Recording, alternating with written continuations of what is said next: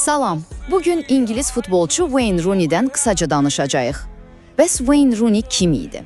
Bilirsiniz, o öz nəslinin bəlkə də ən bacarıqlı oyuncularından biri idi, amma həm də adı ən çox qalmaqallarda hallananlardan. İnanılmaz istedadı vardı.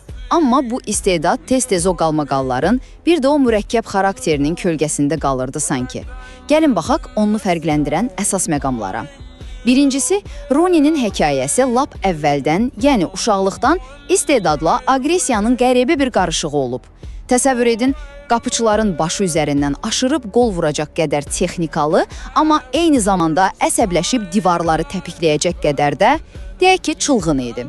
Bu partlayıcı enerji həm uğurunun, həm də problemlərinin əsasını təşkil edirdi də.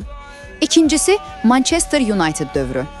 Bu onun zirvəsi idi, amma heç də ziddiyyətsiz ötüşmədi əlbəttə.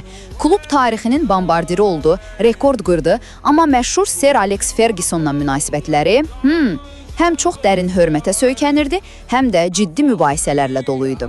Meydandakı o parlaq qələbələr, amma kənarda içki problemləri, klubdan ayrılmaq istəməsi kimi qalmaqallar da vardı. Nəhayət, Rooney meydandan kənarda da çox qatlı bir şəxsiyyət idi. Amma maraqlıdır ki, Derby County kimi çətin vəziyyətdə olan kluba öz cibindən pul verəcək qədər də səxavətli ola bilirdi.